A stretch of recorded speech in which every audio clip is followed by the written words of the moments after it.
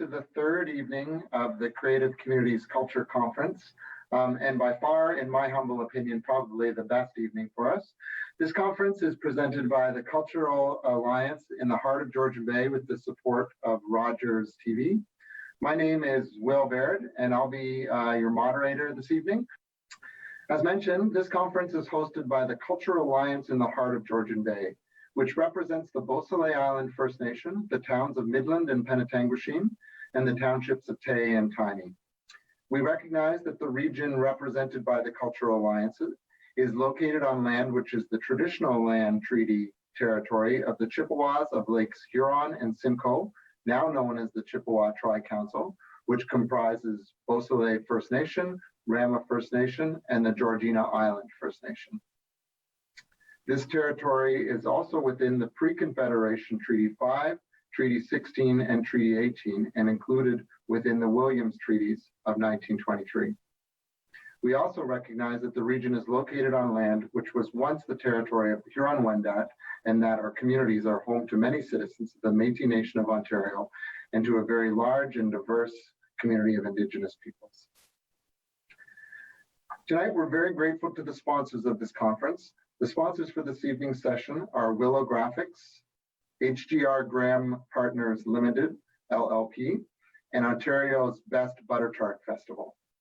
Not only do we get to hear from wonderful speakers like you have tonight, but you get to hear the words Butter Tart Festival. Like that is just candy for our ears and our stomachs as well.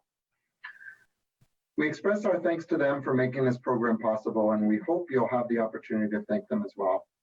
We'd also like to express our gratitude to the Simcoe County Tourism and their conference sponsorship, along with Rogers TV for their technical support. So, as you know, the theme of this conference is obstacles and opportunities and finding the path to success. The theme of this evening's session is the obstacles and opportunities in creating markets and audiences. Tonight, we'll focus on the challenges that appeared before the pandemic and the challenges of the pandemic. So as we know, even before the coronavirus struck, fewer people were availing themselves of cultural experiences, and people who did engage in cultural activities were doing so much less frequently. The pandemic, of course, has exacerbated this problem for many creative individuals, organizations, and institutions. But some have found new and creative ways to reach their markets and audiences. This evening, we explore how to make the most of the current situation, and we'll address how to prepare for the post-pandemic era. So now on with the agenda. For the first hour of this evening's program, we'll be featuring our three special panelists. I'll introduce them more in further detail, but I'll ask them currently just to give us a little wave, and I'll ask you to welcome to our group, Alison Dirtnell. Hi, Alison. Michael Adams.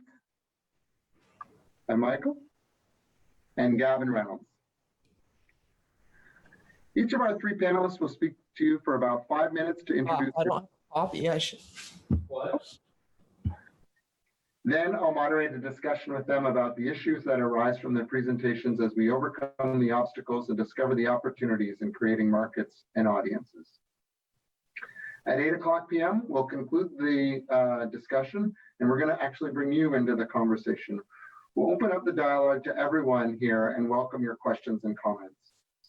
Our three panelists will be standing by to engage with you in that second hour, and you and the other audience's members will undoubtedly identify other obstacles and challenges in creating markets and audiences, and of course suggest some marketing and audience building opportunities. All right, so if everyone's ready to get started, we're ready to roll. I'll call on each of the three panelists to bring their opening 5 minutes worth of remarks, and I'll introduce each first. So our first speaker is Alison Dirtnell. Alison has over 25 years of marketing and advertising experience leading teams in Canada and the US. Her wide range of expertise includes strategic planning, research, product development, creative strategy, digital and social media, and experiential marketing. She is currently a full-time professor at Georgian College in Barrie, teaching all things marketing related, as well as managing the Treefort Marketing Agency, which is a learning lab for marketing students to work with small businesses and non-for-profits on their marketing challenges. Alison has been a Rotarian for over 20 years, serving as district director for numerous programs, She also has served on many local boards and committees. Thank you, Alison.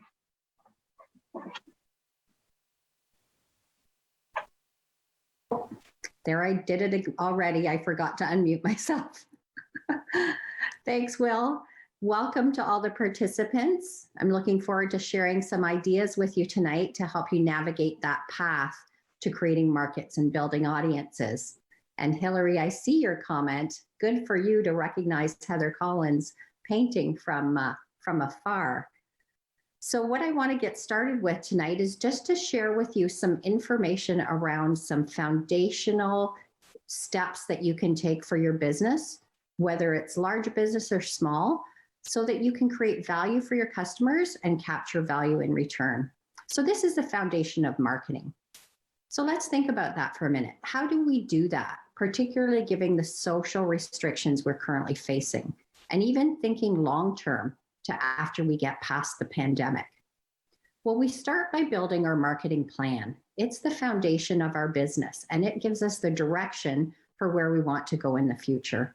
And it's not as scary as it sounds.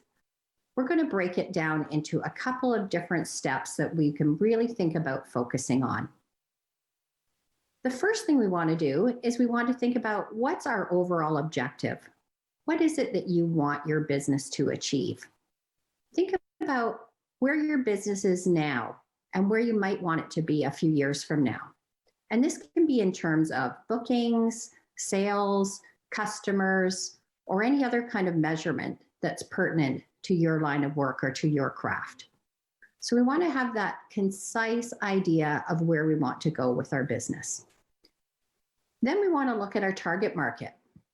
Who could this be? Who do we think we would be most effective at reaching out to for the type of product or service or cultural entertainment that we provide?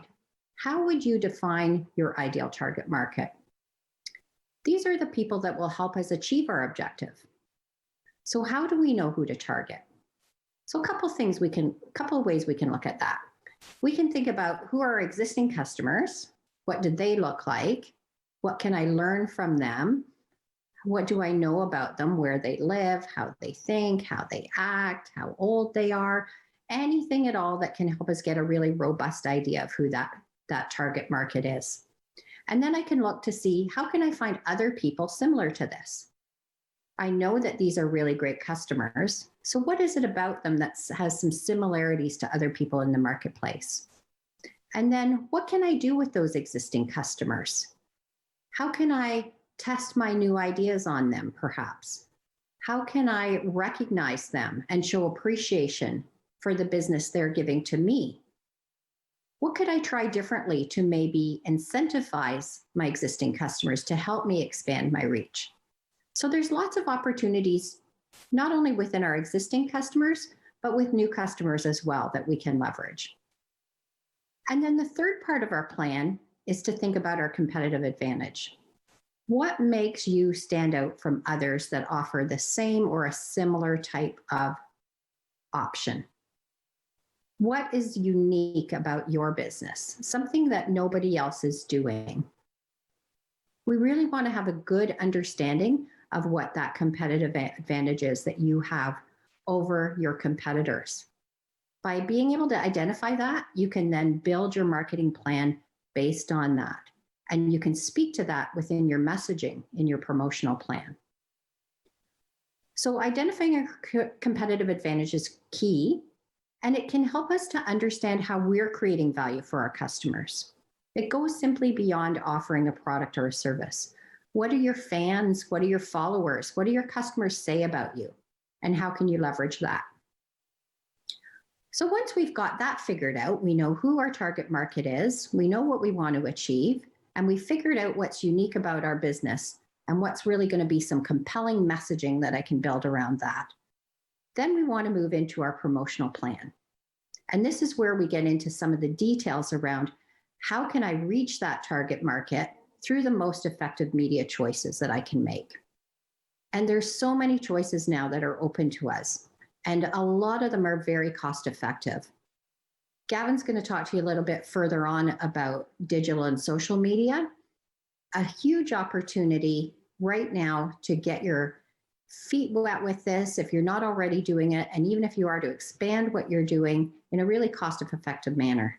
But what about leveraging other media tools? What about testing radio, using public relations, building some experiential marketing tactics?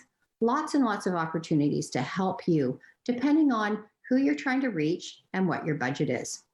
Some of these are really simple to test, and you can quickly figure out what's working for you and what isn't. The key is to know who you want to target and then how you're going to do that so that you can make some decisions around that and go from there. So I'm going to wrap up my session now, and you're going to hear lots more detail around how you can expand on some of these ideas as we go out throughout the night.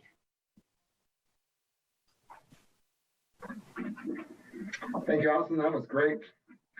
So our second panelist this evening is Michael Adams. Michael joined the Stratford Festival as Senior Director of Marketing and Audience Development in January of 2020. Michael came to the festival from the Brisbane Festival, where he served as the Marketing and Communications Director from 2017 to 2019. Brisbane Festival is Australia's largest international arts festival. Prior to working at Brisbane, Michael served as the Director of Marketing, Communications and Innovation for the Auckland Theatre Company in New Zealand. He worked with Auckland Theatre Company for 12 years, taking on progressively more senior roles. Michael steered the marketing at Brisbane Festival and Auckland Theatre Company and introduced a number of branding, audience development, and on-site experience initiatives that supported the success of these organizations. Michael is passionate about theatre, having trained as a director and dramaturg. He has channeled his enthusiasm into his career as an arts marketer. Michael, it's your turn. Let's hear from you. Great. Thanks, Will. Hi, everybody. I wish to begin by acknowledging that I'm joining this conference from the traditional territory of the Anishinaabe, Haudenosaunee, Wendat peoples, and that Stratford is covered by Treaty 29. I also want to recognize that story and performance have been shared on these lands, and audiences have gathered here to listen to those stories for thousands of years. I pay my respects to the elders and performance makers of this territory, past, present, and emerging. As Will said, I trained as a theatre director in New Zealand. As a young theatre maker, I was deeply influenced by an English theatre director called Peter Brook. Even though I am now a theatre marketer, Brook's ideas still influence me. In his seminal book on directing, called The Empty Space, he writes, "I can take an empty space and call it a bare stage. A person walks across that empty space whilst someone else is watching them, and that is all that is needed for an act of theatre to be engaged." The key thing that I take away from this is that theatre is an inherently social art form. Without the presence of the audience, theatre doesn't exist. Up until an audience arrives, it's just rehearsals. Thinking of the audience as essential to the living out of theatre has led me to ban an expression at theatre companies I work at. I don't refer to audiences as bums on seats. This is transactional, impersonal, and derogatory. Instead, I insist we talk about hearts and minds visiting the theatre. This is relational. It opens our minds as theatre makers to the human beings whose presence completes our art. It leads us to question what they get from their experience with us. And while not a negative word, I often don't speak of people attending the theatre either. Instead, I focus on people belonging at the theatre. Why is this important? It's important because when people are present at the theatre, they feel as though they're part of something larger than themselves. They feel a sense of belonging. When they're at the theatre, they're taking the opportunity to be reunited with humanity by participating in community. So right now, we can't gather as a community to make theatre with our presence. Our place of belonging is denied us. So is this the end of times? Let's go back to what people derive from their experience with us to see if there are some clues for unlocking opportunities at this time. Research tells us that people are motivated to engage with cultural activities for 4 reasons, in addition to wishing to be entertained. The first is for emotional reasons. They wish to be moved in some way and are delighted when they are. The second is for social reasons. People participate in cultural experiences to connect with other people, their family, their friends, perhaps even strangers. The third is for intellectual reasons. They wish for their minds to be stimulated, to make new connections, discover new meanings, form new conclusions. And finally, people engage in cultural activities for spiritual reasons too. Art gives meaning to people's lives. It's their soul food, and it helps them to make sense of the universe and their place within it, their connections with other people, animals, plants, places. There are ways for us still to provide these outcomes at this time, and while we can't gather, we can still connect. What motivates any given person is unique and specific to them, but different art forms do seem to attract people who seek common things. People who seek out theatre often report that they wish to have emotional and social experiences. People tuning into classical music are often seeking emotional and spiritual experiences, while people visiting galleries and museums are more frequently after intellectual and spiritual experiences. Here at the Stratford Festival, we're working to provide people with access to these kinds of experiences, albeit digitally delivered. On Thursday nights, we offer viewing parties on YouTube for people to gather virtually and chat to other viewers as they watch our films and newly created content. Often they share their memories of their visits to Stratford with us and other people. We're creating the need for social engagement and facilitating a conversation as best we can. For those who wish to gain intellectual insight into our work, preceding the main feature, we have talks and chats with artists, authors, intellectuals, and politicians. We're sharing clips from musicals through our social channels to trigger the warm memories of the emotional experiences people had when they saw our shows. And all of this content is available for people to watch via Stratfest at Home too.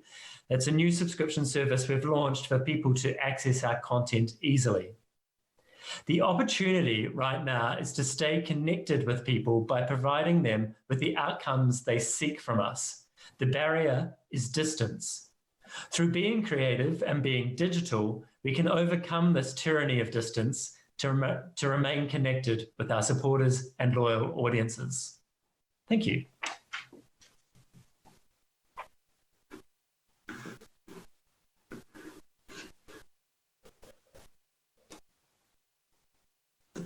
Will, you're muted.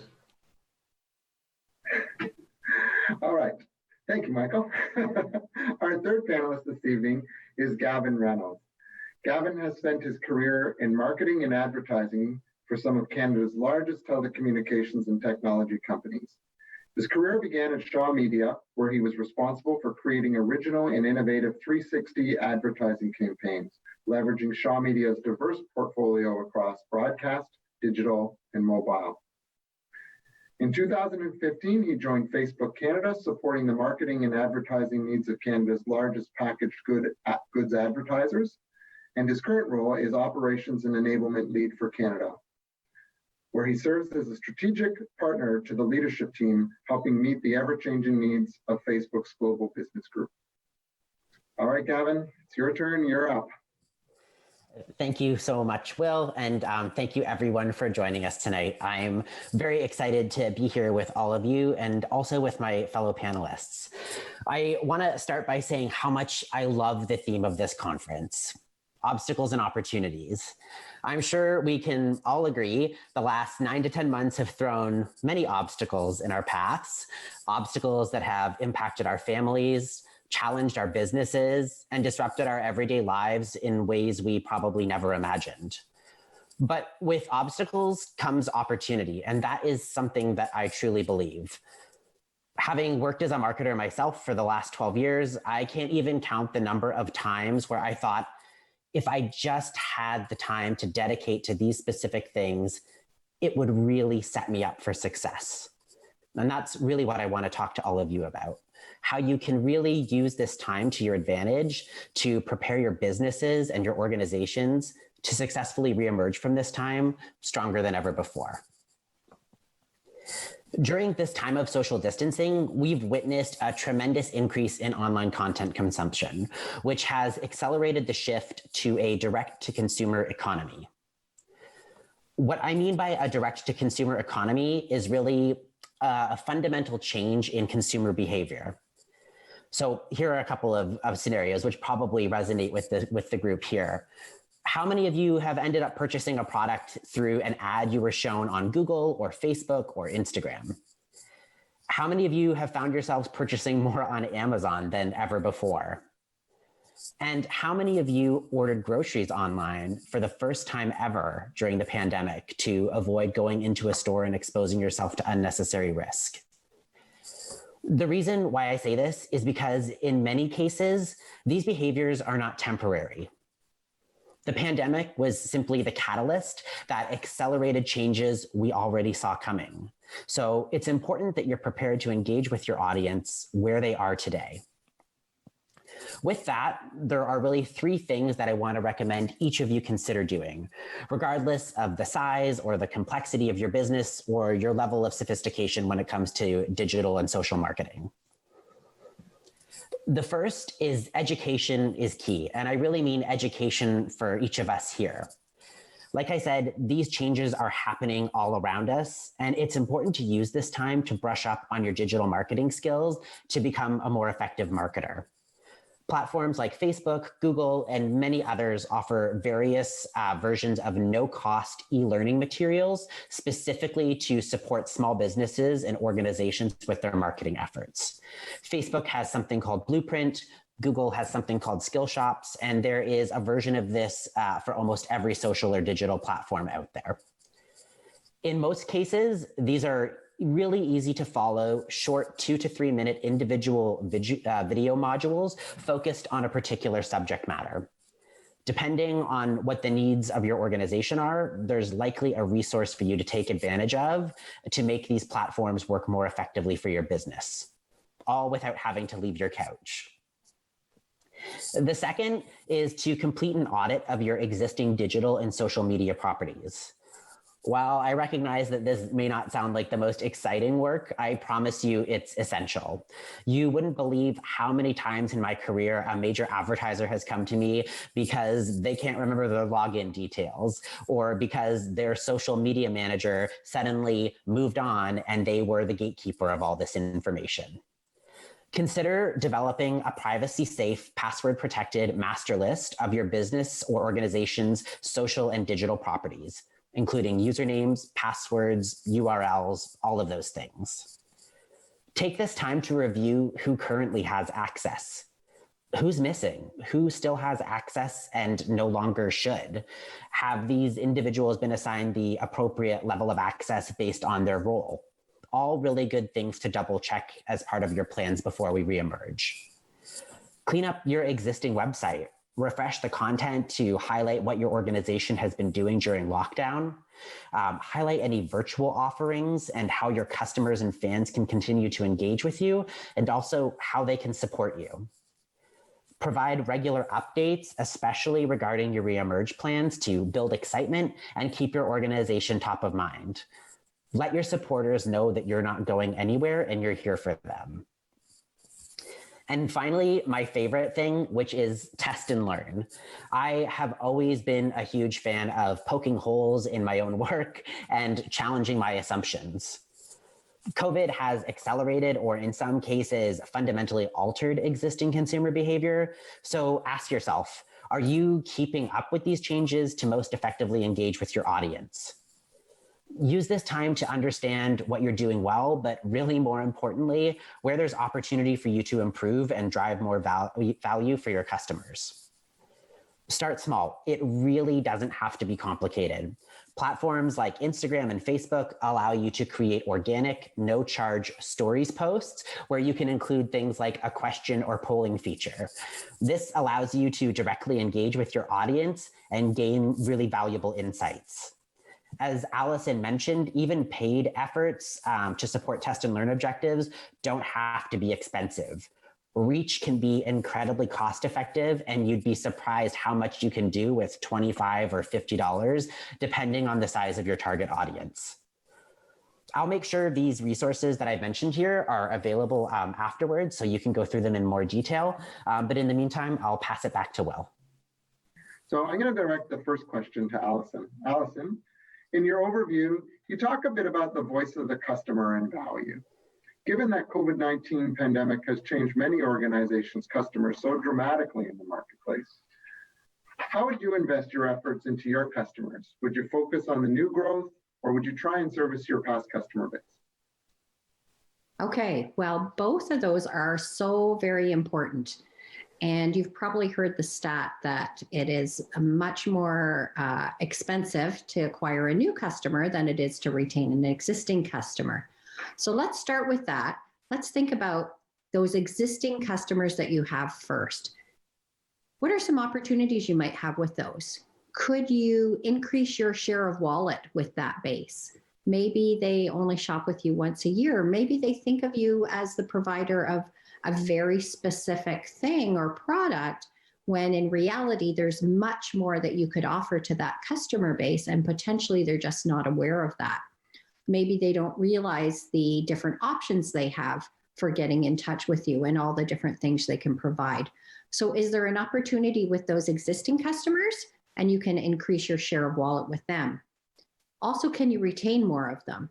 Is there customers that you can look back on now and see, oh, I haven't heard from them in a while? Can I reach out to them and encourage them to come back, maybe with some incentive, promotion, special recognition? I think I mentioned earlier, this is a great opportunity during this time to reach out to those customers that are really key to our business and thank them for staying with us, for continuing to do business with us. We can always also encourage those existing customers to help us reach the new customers. That's a great gateway from existing customer to new customer. How could we leverage that? Can we encourage the customers that we currently engage with to share their content, especially through social media?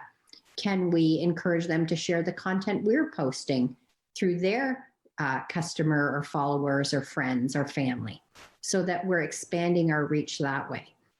So again, it comes back to showing that value to our customers and then recognizing the value that we get from them.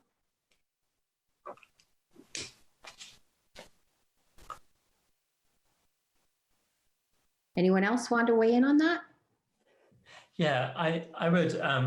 I found myself a number of times this year saying something very similar to you, Alison, about how it's so expensive to acquire a new customer, and so it's much more profitable to be able to retain and increase spending with our existing customers, and I couldn't agree with that more.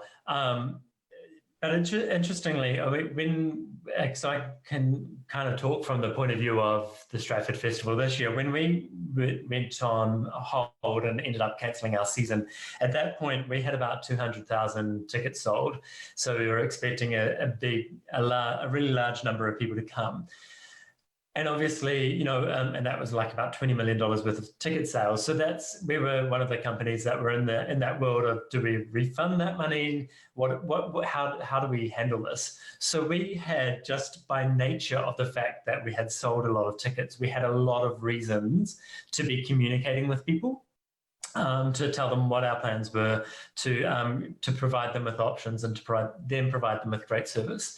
And I think that for us was an opportunity, and I'd encourage anybody else who maybe still has some of those sorts of liabilities sitting on their balance sheet at the moment to kind of look not only at that as an opportunity to communicate with your customers, but it's a kind of like a branding opportunity as well. We decided really early on that it was absolutely essential to us that coming out of this, people's regard for the Stratford Festival should have increased, and their sense of trust in us should have also increased as well. So everything that we did was we acted entirely transparently. We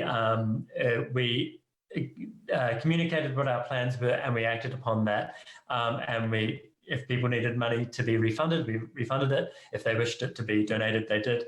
And we found that interestingly, I mean, we have a very loyal audience anyway, but we did end up retaining most of that money, which was fantastic. So that formed essentially, we talked about it as people forming a covenant with us that they trust us to be back and we trust them to return. So we did kind of, by encouraging people to leave their money with us on account for use against future seasons, we also turned that into a moment where we talked about what people's relationship with us was, and we aimed to strengthen it. So, and then pretty much for the rest of the year, we've been communicating endlessly with our and hopefully not annoying our existing audiences. But this was also an amazing opportunity to reach new people. We as we were thinking, like, how on earth can we deliver something that is a Stratford Festival experience this year? How can we stay in contact with people? We lucky enough to have a whole lot of high quality films, and we broadcast those as a summer film series. We initially really just thought it was going to be the Stratford Festival audience that was interested in that film series, but we ended up with 1.2 million viewers around the world. And almost half of our viewers were from outside of North America or the UK, which is another big market for us. So we were actually we were really quite taken aback that we were reaching entirely new audiences around the world through that, what we were doing with our digital activity. So I think, and there's still plenty of opportunities to be trying to find new audiences. And I think one of the big opportunities right now, as you maybe make a shift towards embracing digital to a much greater extent, is once you do, you're a global business. You might be in Midland somewhere and a small organization, but as soon as you're really acting confidently on the internet and through social media, you're a global business. So, and if you're a tourism business, you can be conversing with people in New Zealand and Australia. We had enormous numbers of people from India tuning in to watch our films, and many people saying, we're really keen to now come to Stratford now that we know what your films are like. So there's a huge opportunity that to reach a global audience if you think of yourself as a global player, and all that takes is an internet connection. Yeah, I would just build on a couple of things. First, what Allison was saying, I think it's really balancing a respect for your existing consumer base with really this element of kind of like future-proofing your business. So I would say, based on certain demographics, you may have a portion of your audience who just isn't really open to the idea of digital or mobile programming. So how can you continue to engage with them, whether it's through newsletters, keeping them up to date with your reemerge efforts and what the future looks like for your organization. Certainly making sure that there is an element of communicating how you'll be protecting them in that environment as we begin to reemerge and begin to put people back in theaters. So that's the first piece. The second is really I would say just exploring these elements of online programming that Michael had kind of touched on. There are things like Facebook Live. There are things like watch parties. People are really getting together. And I think one thing that Michael kind of touched on, which is really important, it kind of goes back to what I was saying around challenging your assumptions. Where you may have previously been limited to your community or, by word of mouth or a certain town or things like that, the opportunities are really endless. And there are a ton of great tools out there for you to understand how the composition of your audience might be changing. So there are things like audience insights on things like Facebook and Google, where you can actually see where your visitors are coming from. Again, I would guarantee that probably looks quite different now than it did before the pandemic. And there are also things that you can do to track people who are visiting your website and retarget them. There is what we call like a pixel, and there is a pixel for basically every social media platform, which is essentially a snippet of code that allows you to track visitors who are coming to your website. You can then use this to retarget those people with a specific messaging. Maybe they were on a particular page page, learning more about a particular artist or program, and you can say, hey, learn more about our programming. Here's a full list of everything that we have and that's coming up. And then through that, as you begin to build a database of people who are visiting, you can actually start to build what are called lookalike audiences, which are essentially people that exist within these platforms who have similar characteristics to the people who are already visiting your website. So let's say Allison and I have very similar tastes in terms of the types of plays and musicians that we like to seek out online.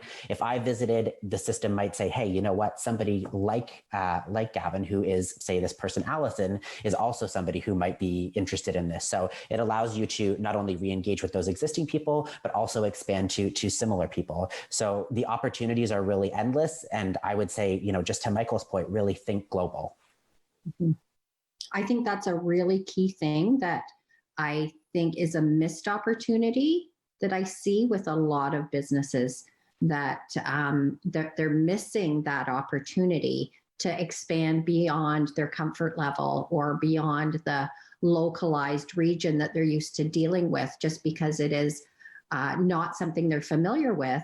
But the examples Michael gave are excellent. Like, really, what's stopping you from selling your product or promoting yourself beyond your typical customer base or geographic area?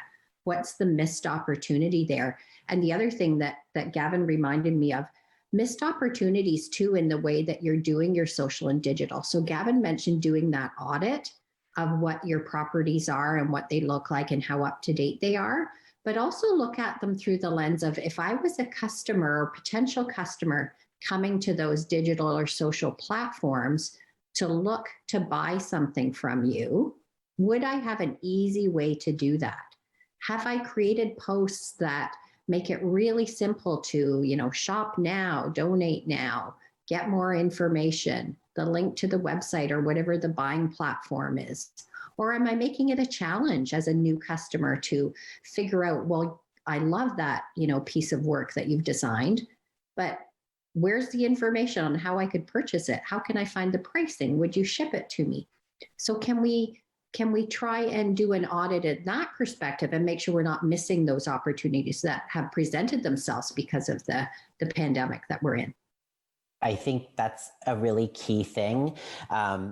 Remove the barriers that exist from the point of discovery to the point of purchase. Make it as easy as you can for your consumer base. And I would say make it equally easy, regardless of whether they're doing it on their laptops or whether they're doing it on their mobile device. With that pixel that I had mentioned, that snippet of code, you can actually create unique events throughout your website to track the consumer's actions every step of the way. So from the moment they've clicked on a product, the moment they've added that product to cart, the moment they've then selected to go to checkout, and then the moment that they've actually completed the purchase. So very quickly through that, you can begin to understand how seamless that experience is end to end, but more importantly, perhaps where there's a breakdown along the way that is actually causing people to abandon the purchase, which is obviously the last thing we want. So I would say just making sure that everything we do is a data-informed decision, because all of that data is available to all of us now. And it is certainly getting easier.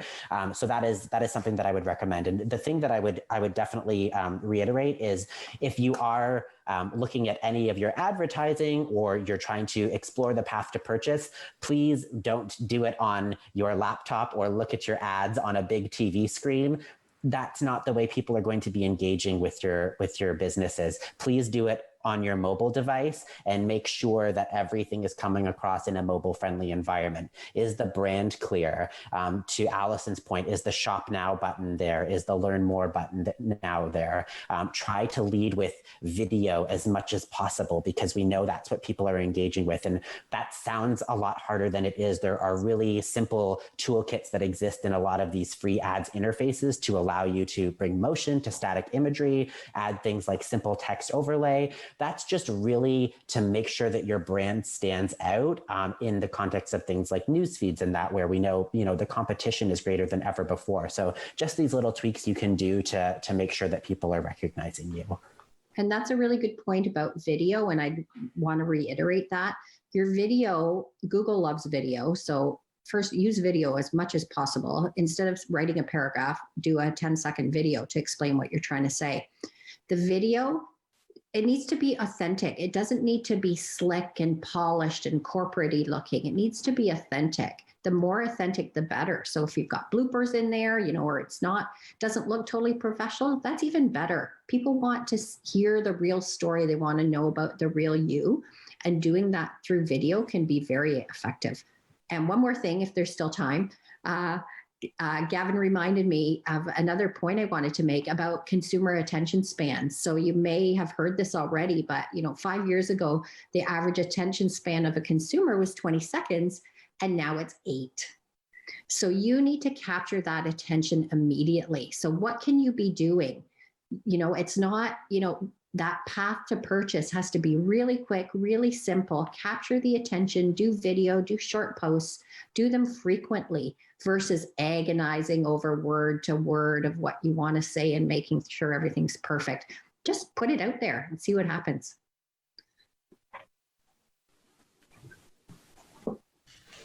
One of the last thing that I'll say, just because I think Allison and I are just going to go back and forth, True, building off each other's stuff as long as we can, is Allison brought up a really good point. And again, I just like to bring it back to data. The majority of impact in mobile advertising happens within the first 3 seconds. And when you think about how you engage with things like newsfeed, whether it's on Twitter or Facebook, like you're scrolling through, your thumb is really in charge. So you have such a limited amount of time to capture people's attention, and anything you can kind of do to again stand out in the context of newsfeed. And it's a fundamental shift from television ads, which were like 30 seconds, in some cases 60 seconds, and it was always this build up to the brand reveal. That's not the way it works anymore. So making sure that your brand is front and center, and that everything that you are putting out there, and Allison brought up some really good points, definitely make sure that it is authentic, and that is very much in the tonality of your brand, but also doing everything you can to keep it rooted in that business objective that Allison had mentioned earlier on as well. I also just want to reinforce one thing that Gavin said, since we're all going to reinforce what each other say, about being mobile first. You might think that Stratford Festival having a more mature audience, and you might have even thought our audience might have been just on a learning curve with digital. We're still on with Stratfest at Home, our subscription platform, 65% of people are watching our content on their phones. So it's not a youth thing, it's not a young thing at all. So really, if it doesn't work on a mobile, you're limiting yourself quite greatly, because people will get frustrated and they'll bounce off to something else. That was great, guys. Thank you very much for all of that. I'm going to just direct the second question to Michael. Michael, I really love your analogy of the bums and seats versus hearts and minds in the theater. Given that many of your traditional customers engage with the traditional theater experience, can you expand on some of the other ways that you've reached your audiences? Since the pandemic, you mean? Yep. Yeah, absolutely. I guess the key for us has been our film festival. So, oh, hello, I'm running around. It's essentially all been digital, and it's very much been connected to our work. So our free film festival. We also do it. We have an enormous amount of activity on social media as well, and we make use of. We post a lot. We have stories. We have a lot of opportunities to interact. Depending on what the platform is, we have different sort of content between Instagram and Facebook and Twitter, because each of those channels has a slightly different audience, and we have slightly different ways of talking and speaking with those different audiences. We also have quite a lot of Facebook groups, which are sort of subgroups of our main following. So they might be people who are interested in participation and education activities, and then there's lots of challenges that our education team have been rolling out through Facebook as well. So that might be recreate one of our posters from this year. it is which was a kind. We were inspired by the recreations of famous artworks. That people were coming up with when they were in lockdown. There was other kind of deliver your favorite Shakespearean soliloquy, or write about your experiences of Stratford in iambic pentameter. We have lots of kind of other ways to participate and engage with us. We've still rolled out a lot of almost all of our education program. So we've delivered our summer camps and our playwriting camps, our acting camps, our dance camps. All of those things have been delivered digitally. So they were in Zoom rooms. So I watched a lot of the playwriting camps, the final presentations. They got to work with our professional actors, and they were actually really, really incredibly good pieces of theatre. Okay, we were watching it on a screen, but it just really proved that if we decided we had no choice but the show must go on and we have to use these platforms, we did that, and it was incredibly effective. So how have we continued? We've just been digital. That's great. Thank you. So I'll ask this question to Gavin.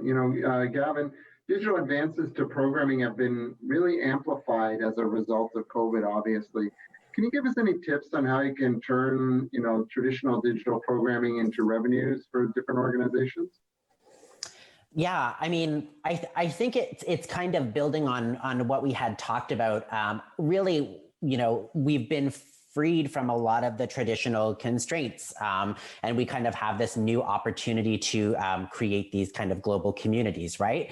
So that's the plus that I would say. I would say so that's the opportunity. If I were to say what the challenge with that is because we have seen this shift to online programming, certainly a mass increase like we probably never expected.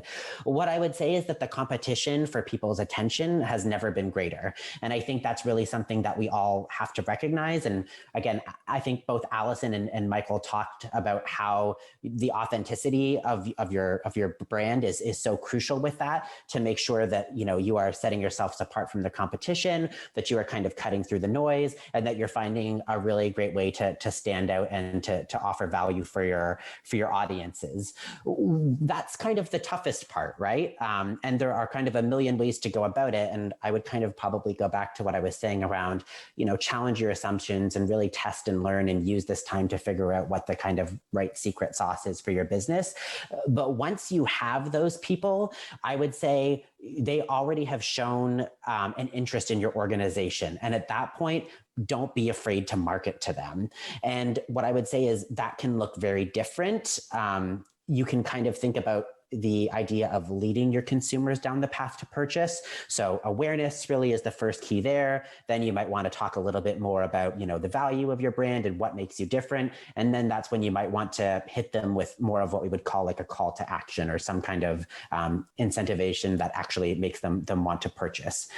Again, I think the more we can do to make that as easy as possible and be as effective with our messaging in the context of mobile, that's probably quite key. And then the other thing that I would do is, as you're looking at that, test again, like what mechanisms work best to actually drive the objective that it is you're looking to do. Is it through things like static posts? Is it things like carousel, which are a collection of image or video cards? Is it a short form video? Like what is the medium that is best resulting in the action that you're asking people to take? So I would say that those are probably a couple of tips that I would suggest. Great, thank you. Allison or Michael, any additions on that thought? One thing I would add would be to not think about this as something you have to do all on your own as well. I mean, Gavin mentioned some of the resources that are available online to look at, but also think about, is there other people that you could partner with? And I think there's actually a session on partnerships that's coming up in the conference. It might be Thursday or it might be next week. So that could give you a lot of really great ideas too. So not just, I have to do this all myself. I have to figure it out all on my own, but there's going to be people that will help you, and just reach out. reach out to subject matter experts on things and ask them their advice. Look online for advice, but also think about what kind of partnerships you could potentially build that may help you reach the same audience or help you both expand your audience or do something together in maybe a co-branded manner. So there could be lots of opportunities through that as well.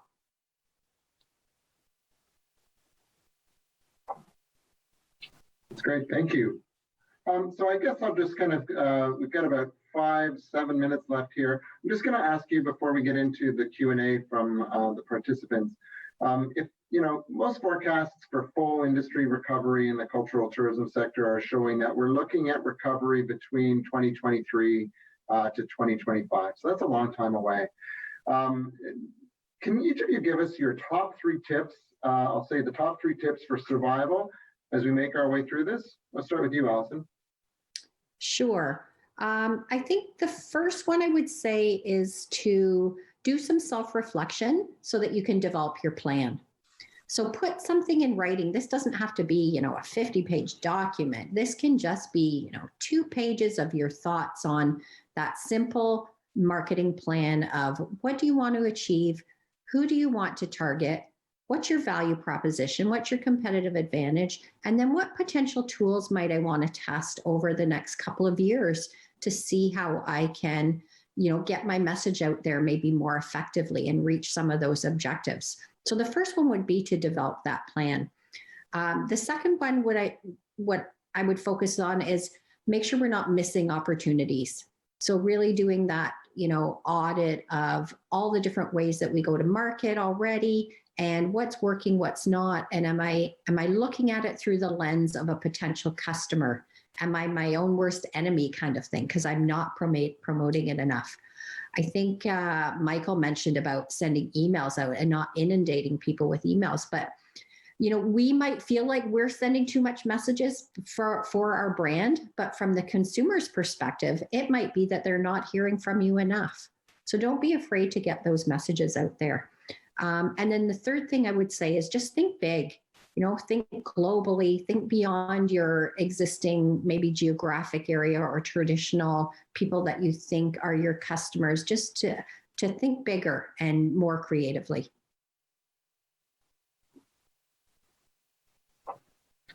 Thank you, Austin.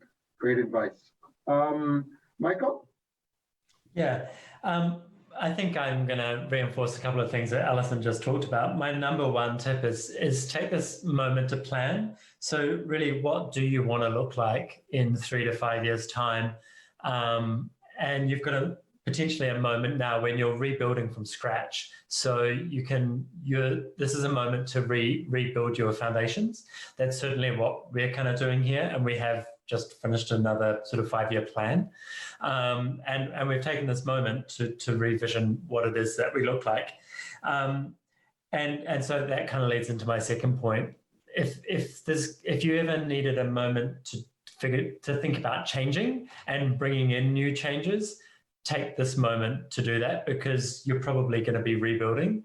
So once you know what it is that you want to look like and what your mission is going to be, take the moment to usher in the changes now because it's not going to be anywhere near as disruptive. It's not going to be more disruptive than it already is, but it'll be disruptive for you and if you've got staff, for you and your staff once you are in that rebuilding phase. And the third one it's been a big one for us. Take this moment to research. Find out how what your audience, what your target market is. What are they planning to do? When are they planning to return? What are their concerns? What do they expect from you? What are some of their concerns? And there's a lot of research out there so if you don't have the capacity to do a research program yourself, there's endless amounts of research which is being published for free and circulated around the place. Just take that. You'll learn an enormous amount. A lot of it's also longitudinal, so you can learn how people's attitudes is changing over time, and you can see kind of we've noticed some big changes that consumer confidence was coming back. People were saying that they wanted to come back immediately, and then we got the second wave, and we've seen a massive hit to consumer confidence, and now people saying that they're not going to come back until there's a vaccine and things like that. So just kind of take this time to read and figure out how you would respond from the learnings that you get from that research.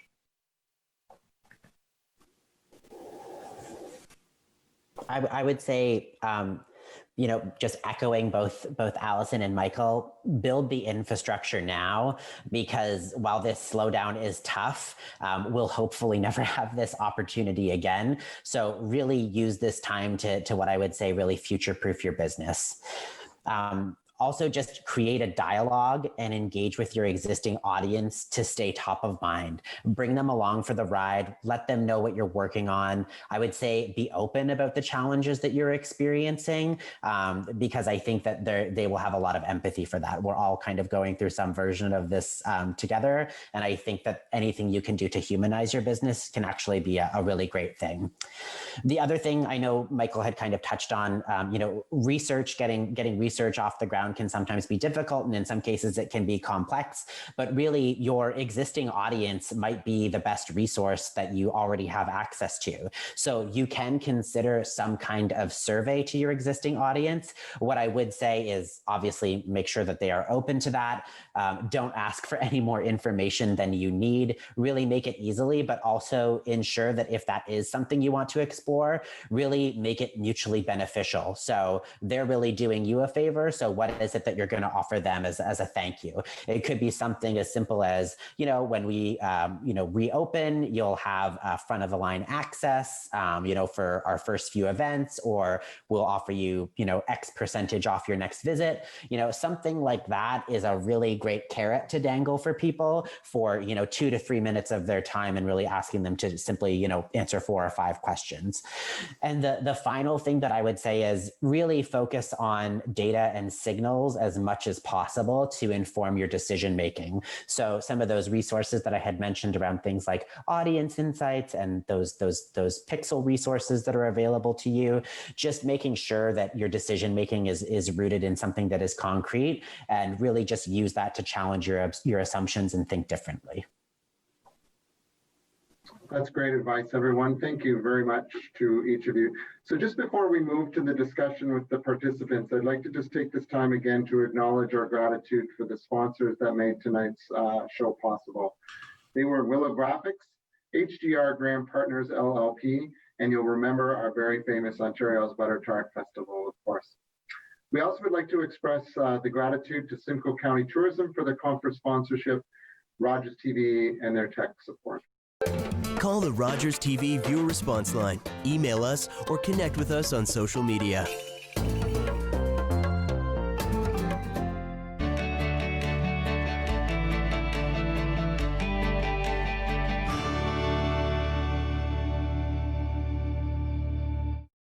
Do you worry about how much someone drinks? Do you feel angry or depressed most of the time? Do you feel neglected or unloved? Do you feel that if the drinker loved you, she or he would stop drinking? If you answered yes to any of these questions, you are not alone. Not everyone trapped by alcohol is an alcoholic. Families and friends are suffering too. Al-Anon and Alateen can help. Call 1-866-200-0223 or visit alanon.org/help. With NHL Center Ice, you get a premium ticket to the games you want every night of the season. Catch every key out-of-market matchup each week. You'll get more goals, more saves, more non-stop action from the teams you love. NHL Center Ice, part of the Rogers Super Sports Pack. All this for only $35.95 a month. Order through your remote on Channel 450 or call 1-888-ROGERS-1 today. It was my daughter's birthday. She was blowing out the candles on her cake when we heard coming from the TV. So we stopped and listened, and it helped us get to safety. That's why when I think of my daughter's birthday, because now she gets to keep having them.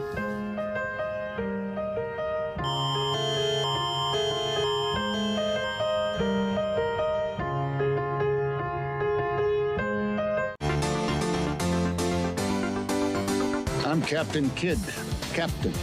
Little girl is lost. I'm taking her home. How much you want for her? This child is not for sale. You can't have her!